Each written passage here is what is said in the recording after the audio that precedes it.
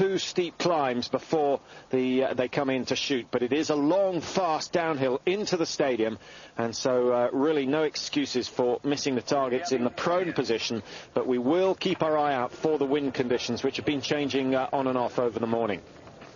Now, the favourites for the race spread out between number 5, which is Ole Einar Bjorndalen, who's drawn a very early start. And, well, we go right down to Wolfgang Perner, who starts at number 84 today. So potential winners pretty much right the way throughout this field of 100 competitors.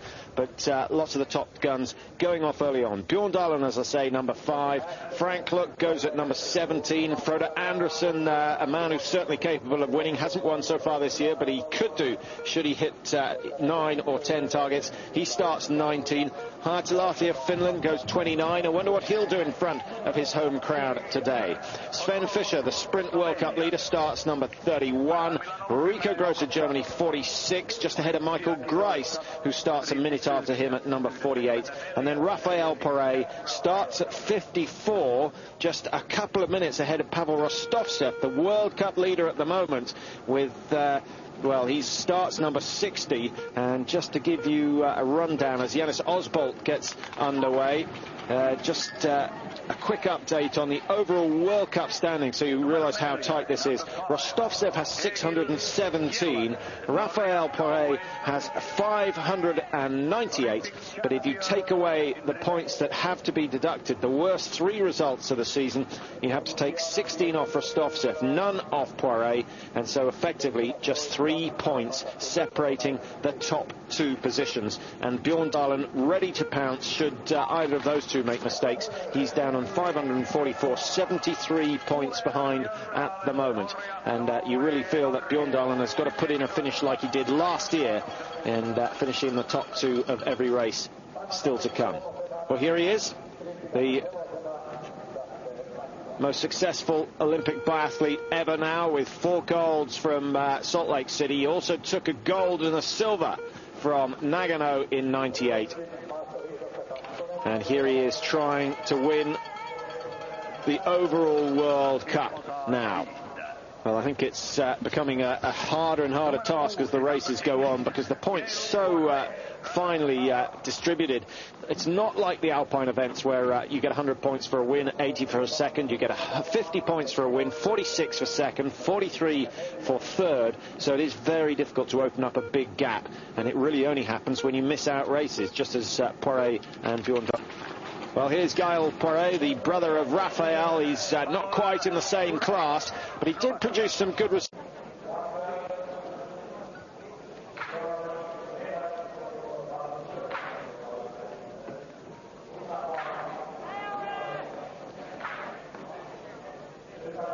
Bjorndalen's skis going well, no doubt about that, and just lifting the glasses off the head. Now, I'd be interested to know if anyone out there is a specialist with the eyes. A couple of emails coming through saying, does your eyesight affect your performance in biathlon? I'm sure if you're that short-sighted, it's going to be very difficult indeed, because you've got to get a clear picture of the target once you've looked through the 2 ring sights.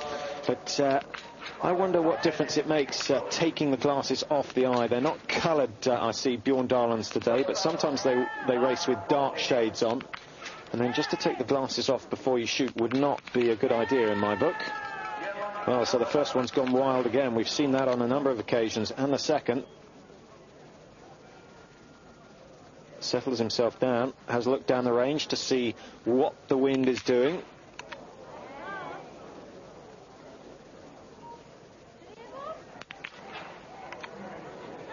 Well, how about that? How about that? 5 misses. Well, the cameraman quite rightly goes to the wind, but I don't think that was the wind.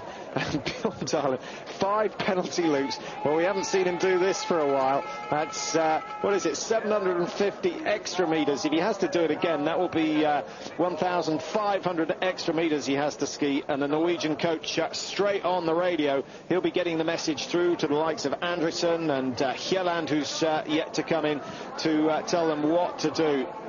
Well, that is a disaster, absolute disaster, and I'm afraid with those 5 misses, I think that is the end of Bjorn Dahlen's chances of taking the overall World Cup this year.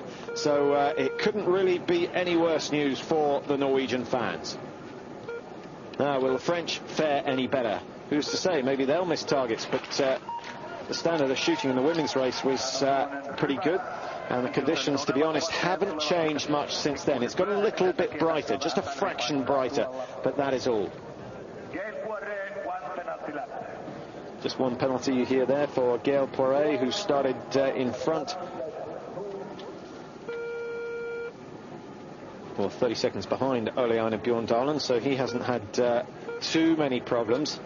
But get the close-up of Bjorn Dahlen's target, so the only man who knows where they went was the Norwegian coach scoping on the range.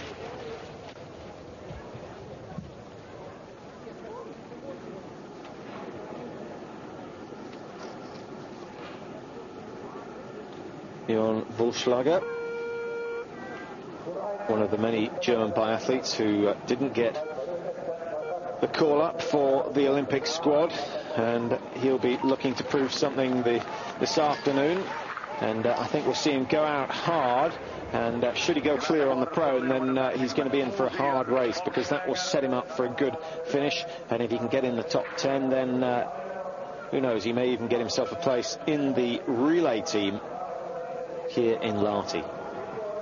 So Bjorn Dahlen's finally off the penalty loop, and he's 1:36 behind. I think that's too much. He's done some absolutely incredible skis so far this year, but I think 1:36 behind on the first shoot, and he's going to find himself even further behind, because many of the quicker skiers haven't even gone through that stage. So I think he's out of contention, but he must keep going. He must try and pick up some World Cup points, because who's to say that Poiret and Rostovtsev won't make mistakes as well.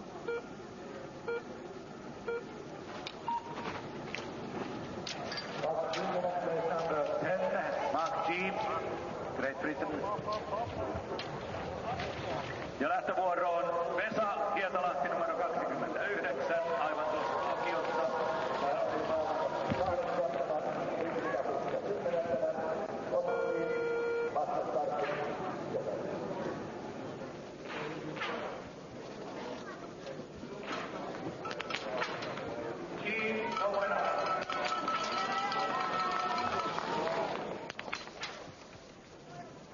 Just one miss for Borovitz, and the wind just settling as he shoots. Egil Hjelland still the leader after the first shoot, but I don't think that lead is going to last too long. Could Ilmar Brissis take it? Starting at number 30, Brissis currently lying 25th in the World Cup standings, but hasn't been in action since the Olympic Games, so you could say he's well rested. Now, here's another speed merchant, Frode Andersen, going through that first checkpoint, 5:39. He's with an Ole-Einar, 5:39 as he goes through, 1.5 seconds in front. Now, if he can hit all 5, then he's got a real chance. Now, Sven Fischer, it would be good to see him going through the first checkpoint, because he has been skiing faster. Have a look at the handles on his sticks. He's the only man who uses those. They came in the mid-80s, and he obviously got a good sponsorship deal to use them, and he's stuck with them right the way through. Many of the other athletes don't like them because they don't give you quite as much control over the stick. But I guess when you've used them for long enough, it's not a problem. Hanna Wold.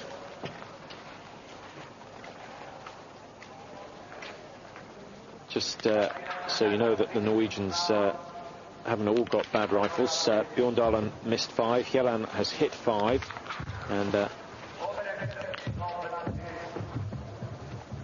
Hanna Wold's going to be somewhere in between, it looks like. He just goes one click clockwise. So trying to aim off the left a little, and it seems to have done the trick. So 3 of the 5, and I really still can't get my head around the fact that Bjorndalen has gone and missed 5. He skied into the range very quickly, but do remember that it's all downhill into this range here in Lahti, and he was pretty much fully recovered when he settled for the shoot. So I don't think it's anything to do with the fact that he was skiing hard. I think maybe the sight's taking a bit of a knock in the preparation area before the race. Frank Luck with a chance to get himself into the top 3. I don't think he's going to match Egil Kjelland's time of 9:10.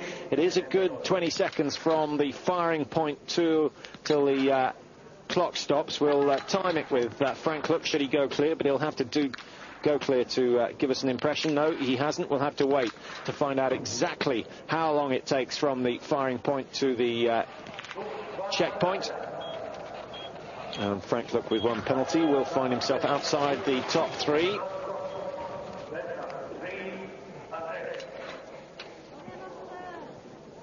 Still up in the top 5 of the World Cup standings. Now here's Frode Andresen.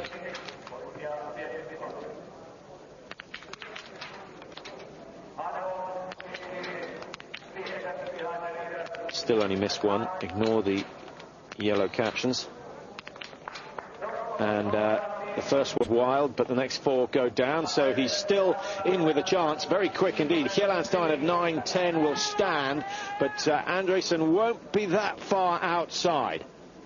Frank Luck has missed 1. He's gone through. And Mark G, incidentally, of Great Britain, has gone clear, but has already lost 53 seconds over the first 3 kilometres to the likes of Kjelland. Now, remember, Fred is trying to get into the top 60 today. I think, can consider himself the most unfortunate at the Olympics, in a position to win at least 3 medals, but lost out on the final shoot, the standing shoot of all of those races. Now, often lets the rounds go very quickly indeed. 5 out of 5 to be on the podium, 4 out of 5.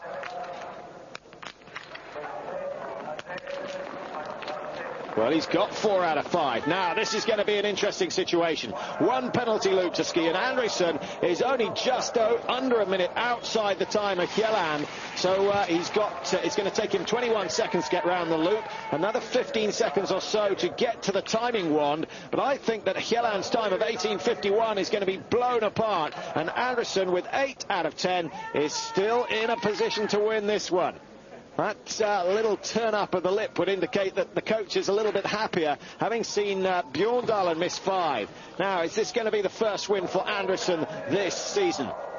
18:29, 18:31, 20 seconds still to get inside that time of Kjelland. I think 5 out of 5 would have been almost certain top 3. We'll have to wait and see what the likes of Poiré and Rostovtsev do later on. They had late start numbers, but Andresen has got 5.4 seconds in hand. He's skied an extra 300 meters. There he is, glancing over his shoulder to see his position. He'll have picked up the information. He knows what he's got to do, and now it's a question of how much energy he's got left in the tank. Another 3.3 kilometers to go, and he could open that gap from 5 seconds up to 15, maybe even more.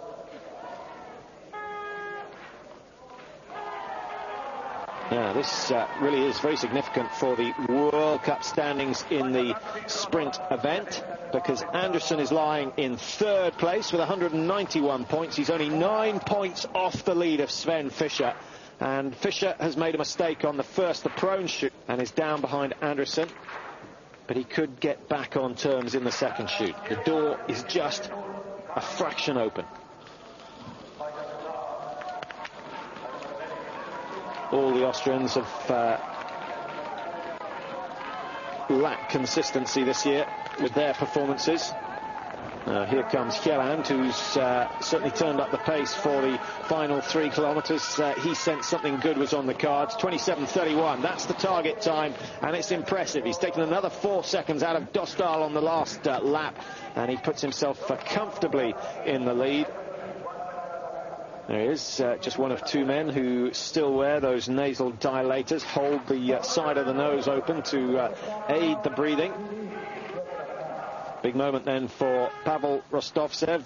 Rafael Perret is already out on the course, and all the Russian has to do is to beat Poirier in every race remaining. It's not much to ask, is it? Wow. Well, he'll be thinking more and more about that as these races go on. Michael Grice, who's impressed us with his speed, and really just has shown a little of his lack of experience, I guess we could say. He started racing on the World Cup last year, at the end of last season, got a couple of top 6 results, and has been limited in his race experience this year, but every time he's let loose, he's produced a very impressive result indeed. And second in Östersund last week in the sprint event. Well, he'll start believing that he can win these things. There we go, Frank Luck with 1 miss.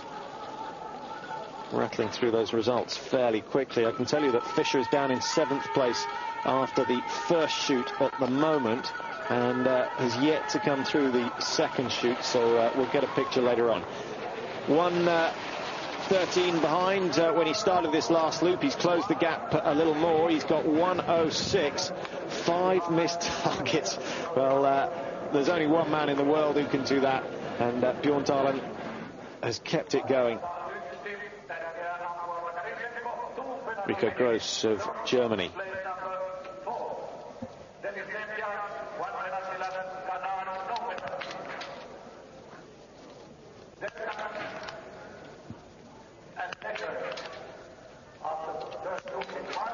Gross, who got 2 4th positions in the Olympics in the individual and looked as though he was going to miss out by the smallest of margins on each occasion, but he did get a bronze in the pursuit event.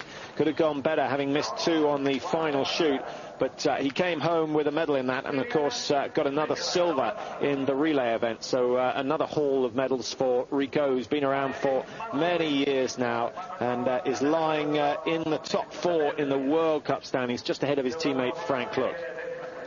Zdeněk Vítek of the Czech Republic, 9:14. He's had a good race. Could it be his day? We'll try and pick up his result after the second shoot. Vítek starting number 36, so still got a little way before he comes in. Now, here's Michael Grice. Big moment. He's quick enough to take the lead here. Still got 30 seconds to get inside Hieland's time, but that has blown his chances.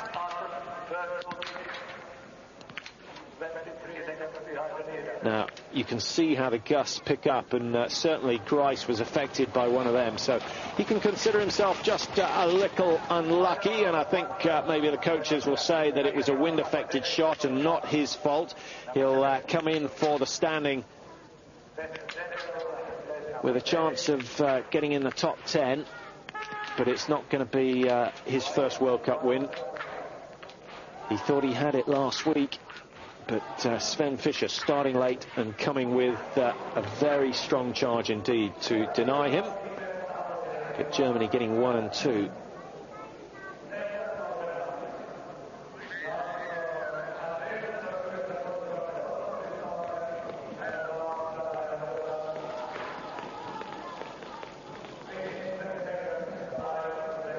Still waiting for Sven Fischer to come down for his standing, and as we mentioned his name, here he is. 18:17, 18:18, 18:45 the time of Andresen. It's very quick. He can't afford a miss if he wants to be on terms. They've all gone down. Well, he's got 20 seconds now to get inside Andresen's time. Now, this really is going to be close. It's at least 20 seconds to get to the timing one. He's got another 8 or so left, and the time is ticking away. I think the Norwegian's going to have the advantage, but Fischer has a chance of getting into the top 3. There goes the lead time, and Fischer is not going to catch Andresen over the last 3 kilometres. I don't think that will happen unless the Norwegian takes a big tumble on the way round. Doesn't happen too frequently, but it could. But he's got 10 seconds to make up. Now, if you were the coach, what sort of split would you give him? Would you tell him he's got 10 seconds to make up on Andresen, or would you tell him that if he can gain 5 seconds, he's going to find himself in the top 2? Well, I think I'd go for the latter, because any split time given on Andreasen only acts as a depressant. And there he is, 18:45, the leading time after the second shoot, and Norway in a good position with 1 and 2 at the moment. Further down, Bjorndalen, 1:19.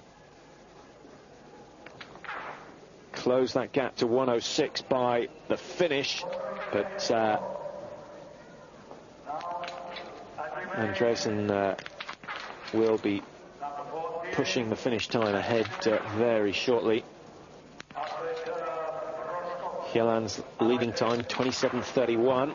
Rafael Perret has had a good start, and he's going to be inside Hieland's time, so the race is not over quite yet. Andreasen can't relax. In fact, he's still got to finish, but he'll certainly keep an eye out for this man, and he'll keep his eye out for the likes of Vincent de Frasner as well from France, who started just a minute behind Rafael Perret. Well, he's going to have, what, 10 seconds in hand, maybe a little more.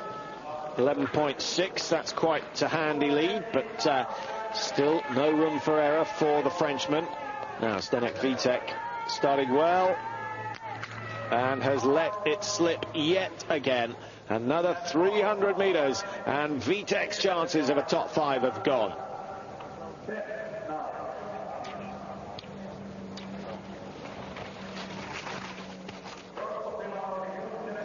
What we really want is for all these men to finish within 15-20 seconds of each other, so we have a tremendous pursuit event on Sunday. Andreasen has done his best to finish on the top, 27:07. Now 24 seconds. He had 5 seconds in hand. He's opened up a gap of another 20 seconds, and that is bad news for the likes of Sven Fischer, who is chasing the Norwegian. I feel absolutely certain he's not going to manage it. Rojkos put in a storming finish to go into 3rd place. 4-second lead at the moment. Rafael Perret, the quickest after the first shoot, having gone clear. 8:58 the time now. That includes a shoot of 5 targets, plus 3,333 meters or whatever.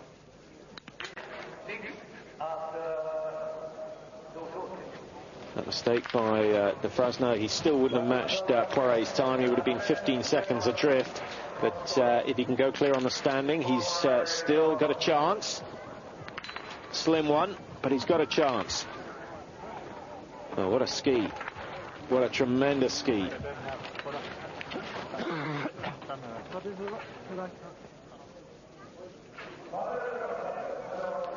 So the man in 2nd position in the World Cup has come through and gone clear.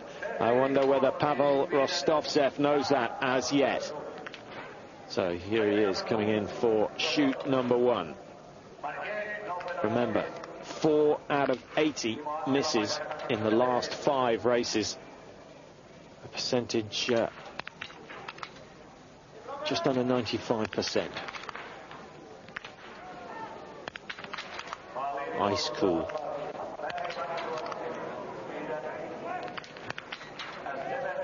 Well, how could we ever doubt him? 8:49. It's not the quickest run, but it's a tremendous shoot. 8:58 is Poiret's time. He's going to be outside that, but well, he does have to worry about Poiret. There is no real room for error. Effectively, only 3 points separating the 2 men when you've taken away the worst 3 results of the season. So there is no room for error from this man.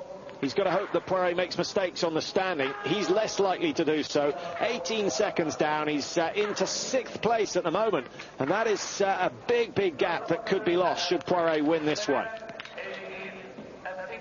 Well, this is going to be a cracking season. I think, sadly, that Oleinen Bjorndalen has dropped himself out of the reckoning for the overall title with those 5 misses in the prone position. Extraordinary stuff. And I can only think that the wind upset him.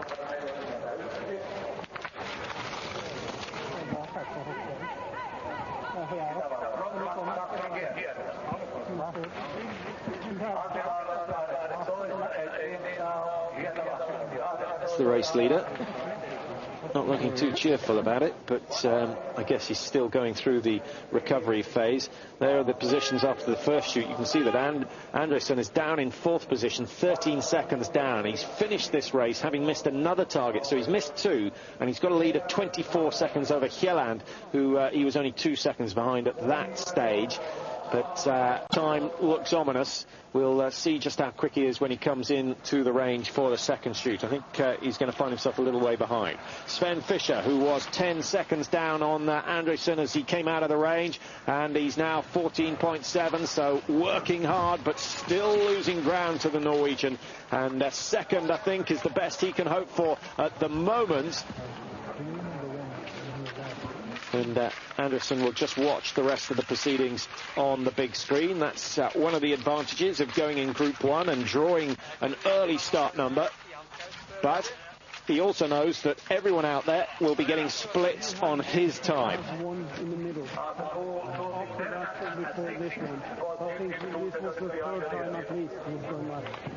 All the athletes tend to work with psychologists, and they get to know what sort of information helps them. And those of a nervous disposition certainly wouldn't want to have too much pressure put on them by being told that hit 5 and you've got a chance of taking this one. Rico Gross throws the right, first one low right, the second one low right, the third one is smack in the middle. He's low again. We don't see that too often from old Rico, but he's missed 3. He's got a little bit extra to ski before he can head for home. Will this be his last season? He's been talking about retirement ever since the Olympic Games in Nagano in '98, but he's still here, and he's still putting in some tremendous performances, still in the top 5 of the World Cup standings, but that wasn't the best performance we've seen from him.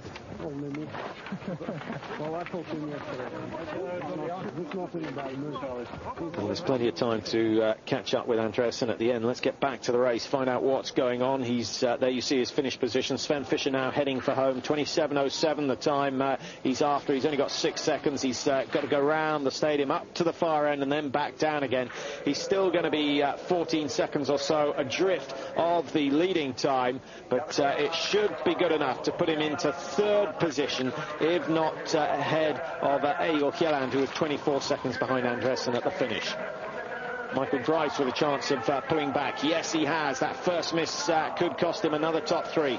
Fischer comes in 18.7, losing 4 seconds over the last 500 meters. That is a measure of the charge that Andresen put in to finish. 27.07 out of reach, but go into 2nd place. Peter Sendel, another man to go clear, and you get to see that he's really not on the same skiing terms as the Norwegians.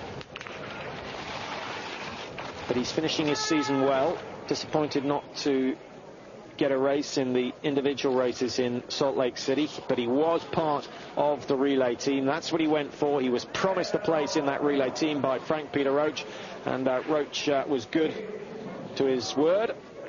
And he's come home with a gold or silver medal for his efforts. So often the Germans win, but not on this occasion. They had to settle for silver. Norwegians taking their first ever Olympic gold in the relay event. And thanks largely to this man who put in a storming run. And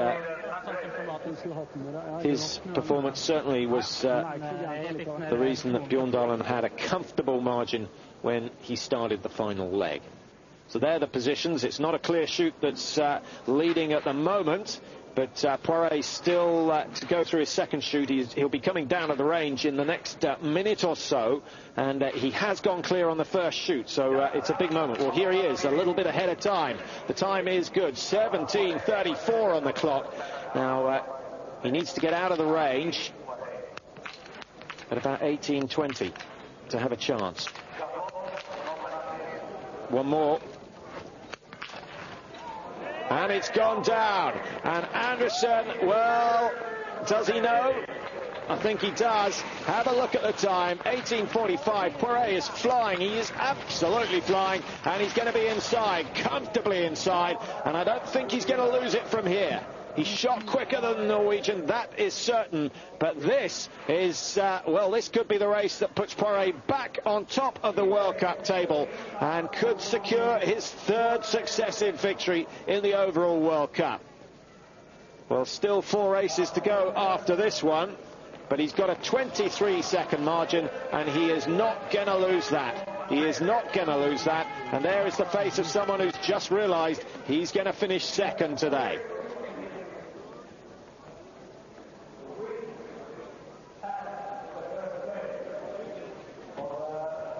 So Poirier going clear. His last shot was very, very close, right up in the top right-hand corner. The round split in half, half of it taking the target down, away with a clear shoot, and he's got away with over 20 seconds advantage over Frode Andresen of Norway. Zdenek Vitek, 2 shots missed, 28.04. And one of his better races, but those 2 shots will cost him dearly at the end of the day. Started number 36, 100 on the start list for today's race, and Vitek will have to wait and see whether he finishes in the top 15. I think top 10 might be a little bit too optimistic. Quite a big margin between the leading 3 at the moment. 24 seconds, and that is going to be the margin at the start of the pursuit on Sunday. I wonder how big a lead Poirier will have.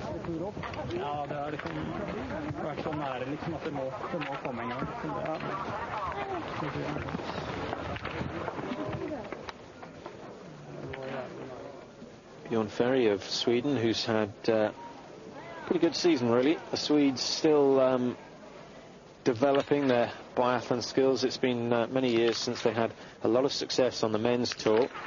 You know all about the success on the women's tour. And incidentally, there'll be a chance to catch up on the winners' race later on this evening, so I won't give you the result of that one right now, but I can tell you that we had a winner who's never won before, so it's worth watching.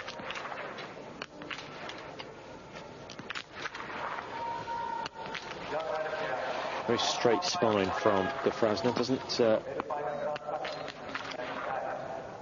create, I guess you could call it a scoliosis, to balance himself in a standing position. But 4 out of 5 will do him for now. 2 misses, just the same as Frode Andresen, who's still the leader in the finish area. But Raphael Poirier is heading home with a clear shoot. Will Gilles Marguet do the same? 2 to go.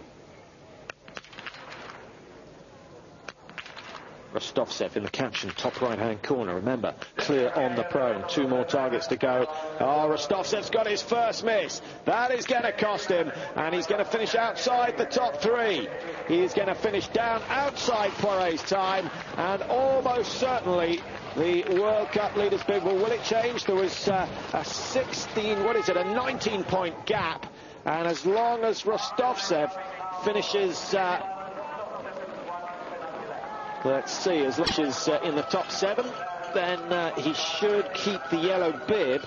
But do remember about this business of taking away your worst 3 results at the end of the season, because when we've done that, there are effectively only 3 points between Rostovtsev and Poirier. But that won't be done until the very last race of the season has been completed. The mass start due to be held in Oslo at the end of March, the end of next week, in fact, on the Sunday.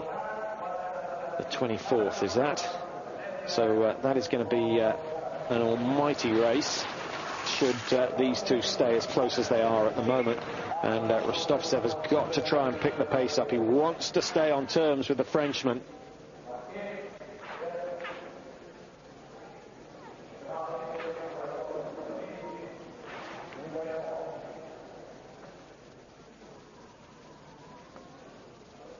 I wonder whether Bjorndalen is regretting sitting out the round of the World Cup that took place in Osby just before the Christmas break. He nearly always takes a break before Christmas to ensure that he can keep his form right the way throughout the season. Well, he's skiing as well as ever, but in all he's sat out 5 races this year, and it looks as though that will cost him his chance of winning the World Cup. Had he picked up another 60-70 points in 2 World Cups, which is more than likely, then he would have been absolutely on terms with Pavel Rostovtsev. But his focus for the season was the Olympic Games, and he's come back with 4 out of 4 golds.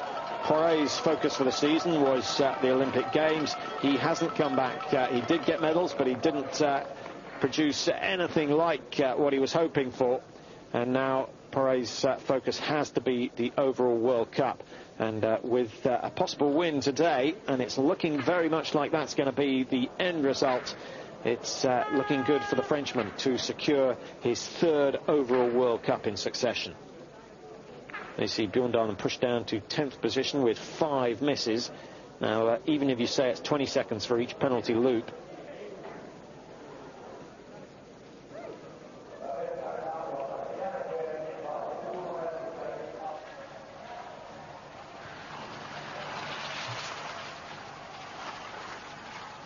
I think actually that Anderson for once has skied even faster than Bjorndalen.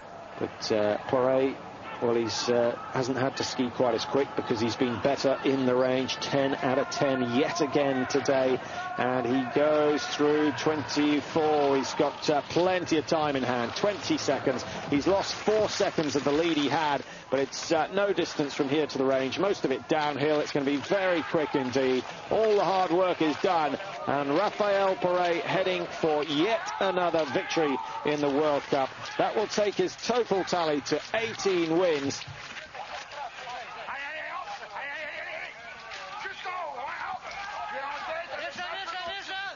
And it's going to be his 5th win for this season, and sets him up for a possible win tomorrow as well. Michael Grice turns it up over the closing stages. I think he knows this is close between himself and Frank Luck. He's been given splits on Luck, but he's going to lose out here, and he comes in alongside Rico Gross. Michael Grice gets 109 down into 7th place, and Frank Luck stays in 6th for now. Globishnik gets pushed down. Good run from him to finish in the top 10 at the moment. We'll see whether he stays there. Peter Sendel in 28.05 at the moment. A clear shoot from Peter should usually be good enough to put him in the top 10. But as the seasons go by, Peter does seem to get slower and slower. But what he does quite sensibly is to focus on just a few races for the year. Say, well, these are the ones I've got to do well in. And he's produced a pretty good peak this year as well. 10th position at the moment, but a fair way down. He's going to have a struggle in Sunday's pursuit. Well, the leader heading under the tunnel for the last time, back down into the stadium. It's a clean run from here, no hairpin bend as we see so often as they break down into the Lahti Stadium. So no real chance of taking a fall. Up to the far end, and then a quick left-hand turn back down to the finish area. And 20.07, the time of Anderson, is going to be taken apart. He'll be under 27 minutes, and that is almost certainly going to be the winning time here in this men's pursuit. Well, he gets generous applause, and he deserves it. He must have known what he had to do. One shot missed would have cost him a victory, but 11.8, he's just cruised home. He knew exactly what was going on, and not only that, he knows what's going on behind him as well, because he would have kept the margin at around 20 seconds. Good finish from Andresen. He picked up the speed over his closing stages, but it's not enough. 9 out of 10 would have been enough to give the Norwegian victory. So win number 5 then for Raphael. Well, I wonder how many weekends we've had this year when either him or his wife haven't won a race, and it won't be so many. I'll work it out before we're back on air for the pursuits on Sunday.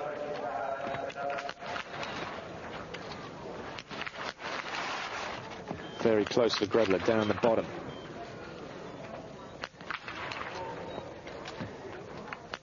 Pushes his luck a little too far, and the fifth one clips the edge of the target, but it's gone down. So 4 out of 5 for Gredler. Quite a quick skiing time. In fact, a very good skiing time. Where had he gone clear, then he would have been on terms with Raphael Poré. And it's been a feature of the Austrian team over the last couple of seasons. Their skiing has improved dramatically, and when they shoot well, they are contenders for a win.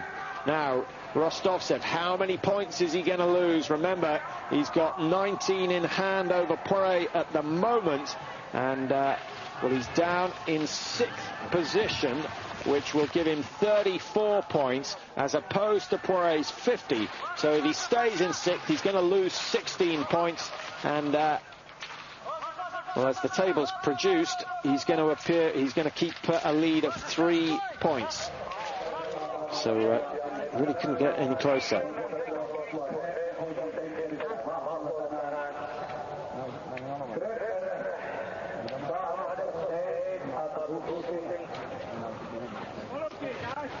Been there, seen it, done it, says Poré.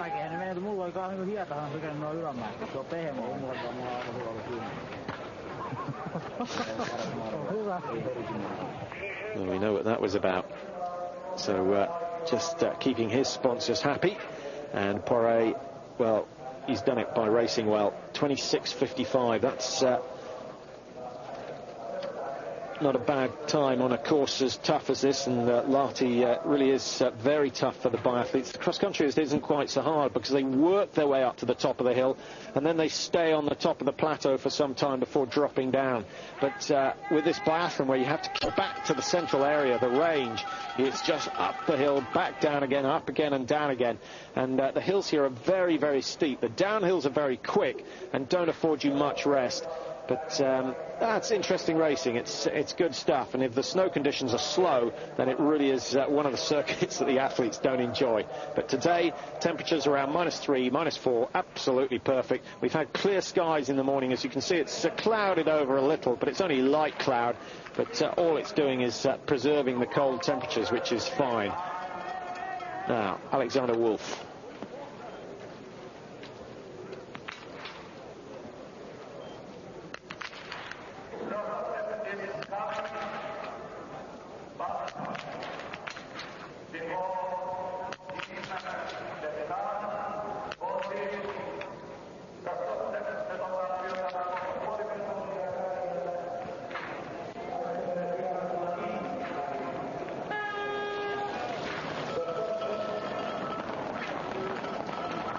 Rostovtsev looking for top 6 to maintain his lead, and he's got it at the moment, 27.57, and well, who's to say, he may not stay there. He's going to beat Gilles Marquet, so he's safe for the moment, but he can afford to finish in 6th and 7th, so he can only afford to drop one more place. If he goes down to 8th, then the lead will be taken away, and the yellow bib will swap between these two men yet again. Bjorn Dahlen held it at the beginning of the season. It wasn't long before Poiré claimed it, then Rostovtsev got it back, then Poiré, then Rostovtsev stole it again in Östersund. He's got it on his shoulders at the moment, and provided he doesn't drop more than one place in this event here in Lahti, then he'll keep it for the pursuit event on Sunday. But who's to say which way it is going to go in Holmenkollen next week? 3 races on the card, sprint, pursuit, but I have a feeling it's going to come down to that very final mass start, and I'm sure that's on the Frenchman's mind already. Paavo Purinen just raises a little bit of interest out of the crowd. Obviously, this is his home course.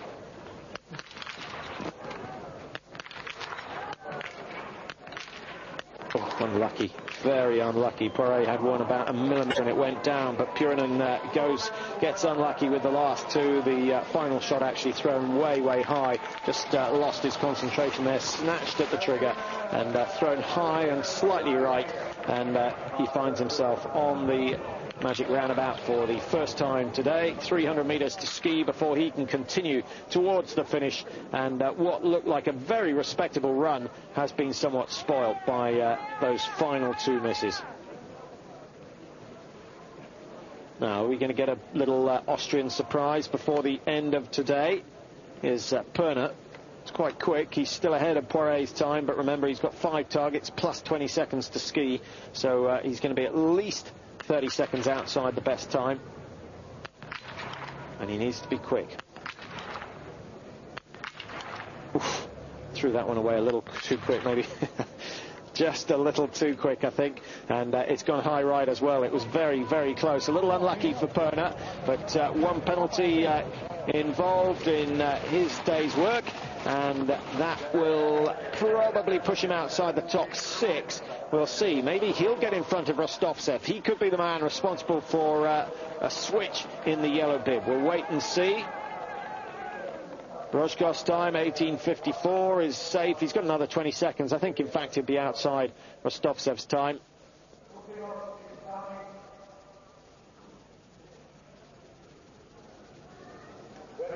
Rusinov just missing out despite a clear shoot, but top 10 possible. Frank Luke survives in